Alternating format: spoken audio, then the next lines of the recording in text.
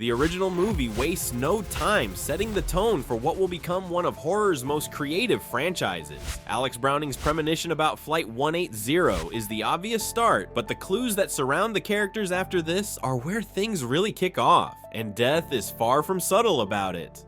Todd's death is hinted at in two key ways. In the beginning, a shadow from a keychain in Alex's room looks like someone hanging by the neck. Then, Todd himself jokes about being killed in the shower while making faces in the mirror. Talk about tempting fate. Sure enough, that's exactly how he dies. After he doesn't spot a leak in his bathroom toilet, Todd slips on the pool of water and gets caught up in a washing line that's hanging over the bathtub. Despite every attempt for him to rescue himself, the line continues to tighten around his neck, and eventually he passes away. Though it's an accident, it's ruled a suicide, but Todd's death wasn't the only one that was heavily foreshadowed.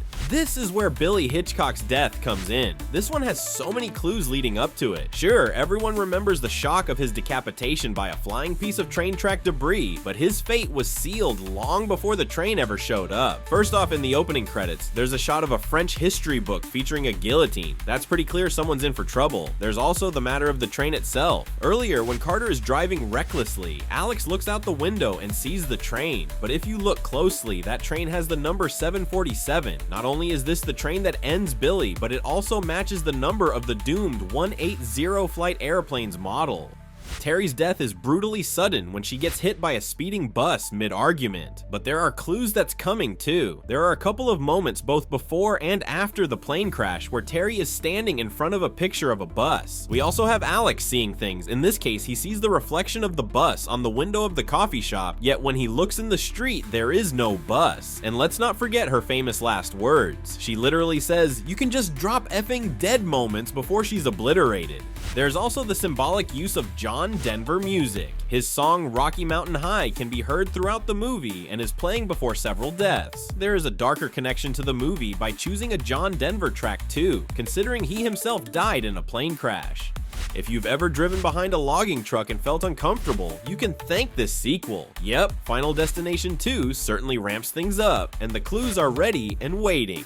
The film's massive highway pileup premonition is among the most memorable in the franchise, but it's not just a set piece, it's packed with layered symbolism. For instance, just before Kimberly's premonition, she notices a young boy playing with toy cars that crash into each other. This seemingly innocent scene serves as a subtle harbinger of the massive collision that's about to unfold on Route 23. Let's talk about Evan Lewis, the first of the new group to meet their end in Final Destination 2. The lead up to his grim demise is absolutely packed with warnings and red flags. After surviving the Route 23 pileup, Evan returns to his apartment. He clears his messy kitchen, throwing old food out the window, and begins cooking mozzarella sticks on the stove. He also places some leftover noodles in the microwave, unaware that a refrigerator magnet is along for the ride. If that weren't enough, the stove goes up in flames. This sequence of events leads to a full-blown apartment fire. Escaping the blaze, Evan climbs down the fire escape, but as he walks away, he slips on some of his discarded spaghetti, causing him to fall backward. At that moment, the fire escape ladder, which had been dislodged, swings down and impales him through the eye, resulting in his death. We may have had John Denver in the first movie, but this time, broken glass appears as a recurring motif. This imagery symbolizes the shattering of fate and the fragility of life, and how easily the characters' perceived control over their destinies can be disrupted. Jumping on to Final Destination 3, where things get a little more meta and photos become the medium of death in this installment. Wendy Christensen's camera captures images that hold ominous clues to how each character will die. For example, Ashley and Ashlyn's deaths in tanning beds are foreshadowed in a photo of the girls where the image is too bright due to overexposure. They are also drinking slushies at one point that look like blood. That's some next level jappery by Death.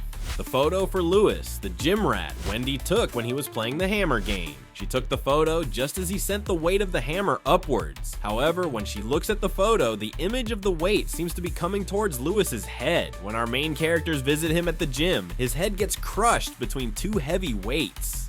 Aaron and Ian's deaths in the hardware store also come pre-packaged with subtle warnings. Their photo includes imagery of sharp tools and looming shadows. Aaron ends up with a nail gun to the face, set off by vibrations from falling shelves. The camera literally lingers on these tools beforehand. You just don't realize how deadly they are until it's too late. The most on-the-nose clue comes from the roller coaster's name, Devil's Flight. It's plastered everywhere, and if that wasn't enough, the safety instructions on the ride include the phrase, "You may never return." Talk about truth in advertising. This fourth entry gets the least love from fans, but it still has some interesting clues laid out before each death. Nick's premonition at the NASCAR-style Speedway is flooded with chaos and debris, and brings with it some important symbolic hints. He sees a collapsing stadium and burning fuel. Later, the same flames and explosions occur in real life, in the exact sequence as the vision. A billboard even wobbles above the characters' heads, hinting at its later role in killing one of them. Hunt's death is one of Death's most cruel jokes, with Hunt literally being killed because of his own lucky coin. His death is foreshadowed by several clues. These include Hunt's earlier remark about wanting to get laid before dying, which becomes a self-fulfilling prophecy. And after surviving the accident, Nick catches Hunt's coin and puts it down in front of him, with it facing tails. This indicates which way Hunt's organs are removed. Now this one earns a chef's kiss for its twist and clever clues. Final Destination 5 is actually a prequel, which is something most fans weren't aware of until the very end of the movie, but the clues are there before then. For example, Sam's culinary ambitions and Paris job opportunity cleverly connect to the first movie's Paris-bound flight. There's also the article about a European trip in a travel magazine, which includes an ad for Volé Airlines. This is the airline that Flight 180 was a part of in the first movie. Then we have the bridge collapse premonition. There's a multitude of visually loaded clues. There's the falling tar container that looks like a guillotine, a character slipping on a cracked support beam, and even a dangling suspension cable that slices someone in half, mirroring visuals from the film's marketing posters. Olivia's laser eye surgery death is hinted at when she jokes about trusting machines. The office is full of red warning signs and emergency stop buttons, none of which help when the time comes. Not only does she pop the eye off of the teddy bear she is holding, but there is also a stuffed teddy bear that appears to have an eye missing sitting on the shelf before she dies.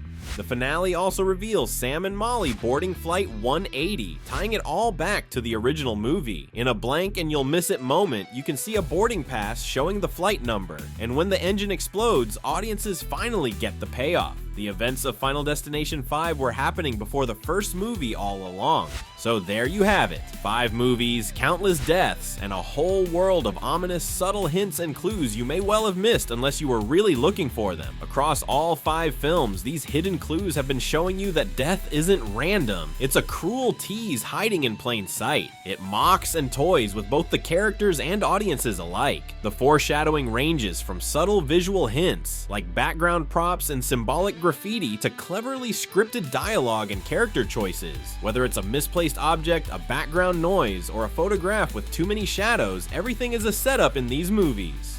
Did you catch any of these clues the first time you watched? Have you spotted some that our eagle-eyed detectives missed? Let us know in the comments. Thanks for watching, and remember, be sure to subscribe to us here at ScreenRant for more deep dives and hidden movie details. See you next time.